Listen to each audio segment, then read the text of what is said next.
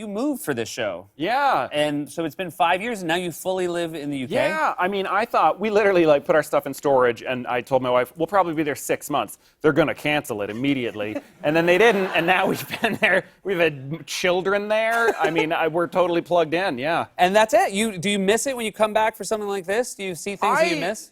No. No, of course I do, absolutely. I mean, sandwiches here are larger, which is important.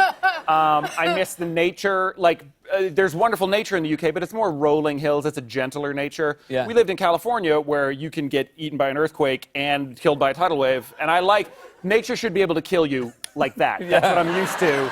And so it's a little softer there, which sometimes I have difficulty with. You've never been to Hampstead Heath, then? It's all happening there, in the bushes. You grew up in Ireland? Yes. On a turkey farm, or were they adjacent to a turkey farm? No, it was. I mean, it wasn't on top of the turkey farm. You were plucking. You were plucking. Did you I was pluck? plucking. Yes, yeah, I plucked. Wow. That's how I got my money for records and sweets. Gotcha. Yeah, and was I it did that during for the plucking years. that you thought, I'm going to be a writer? It's such a natural route from poultry farming into comedy writing. No, I mean, I think it gave me, definitely affected my personality in that I have, all my brothers and sisters and I have PTSD from that. Yeah. Oh, she'll just stare off into the distance when we're writing sometime, and I'm like, is it the turkeys? But it's like, Christmas, if you farm turkeys for a living, my dad, there was 5 kids. I mean, that was the only time he made money. Like, we have no Disneyland in Ireland, so there was no, I mean, we would have been selling legs left, right and centre, but yeah, it was just... You just had to wait just till the Christmas. Yeah.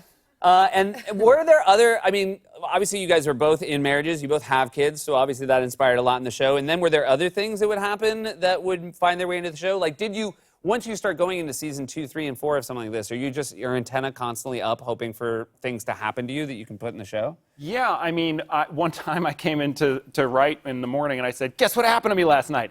I was jogging, and a guy came up to me on a bike under cover of night and squirted liquid in my face. And I was like, oh my God! Like, I literally was like, it's acid! And I was like, I'm probably starting to go blind. And I was like, no, wait a minute. It's juice. It's juice. And so I told Sharon that. I was like, I was really scared. And she just was laughing. And she's like, ticket. Yeah, that's episode 3. I mean, obviously 132 countries watch the show, so obviously it's a universal topic that you're writing about. But when you do press, like, is it different to talk about this show in the UK than when you come here and talk about it in the US? Do people ask you different questions about it, but depending on where you are?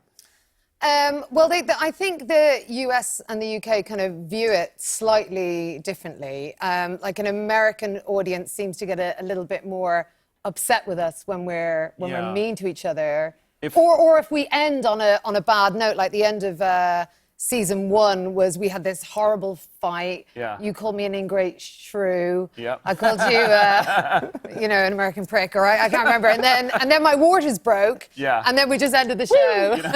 And yeah. British people are like, yes, of course, naturally, yes, it's terrible.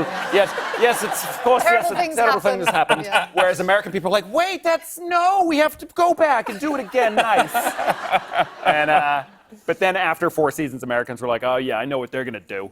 And they're more used to our Yes, I feel like at this point you certainly know what you're signing up for when you're watching an episode of Catastrophe. I'm assuming, as you should be, you're very proud of the show. Are there scripts earlier in your life? Are there things you've written that you were less proud of?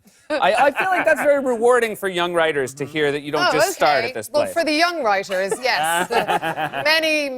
many failed pilots like Rob. Yeah, I've got them too.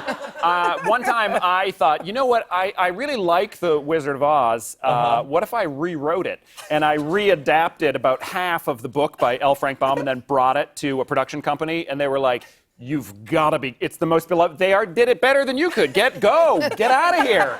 And so my subpar adaptation of The Wizard of Oz likely Never won't got be produced. seen. Believe it or not. I wrote, one of the first scripts I ever wrote was about the Irish famine. Oh, wow. Yeah. So me and my writing partner at the time thought a period of mass starvation in Ireland in 1845 would be ripe for laughs. You wrote it as a comedy? We wrote it as a comedy. Oh, wow. We called it The Good Blight after The Good Life.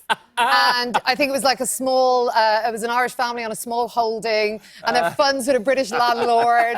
And I'm so glad I can't remember any of the plots because I would, take myself out. Well, sometimes those failures, you learn lessons. You need to build a pile. The palace of success can only be reached with a pile of failures. Yes. Well, this success is really one that means so much to me and so many other people. Thank you guys so much for being here, and congrats on the show.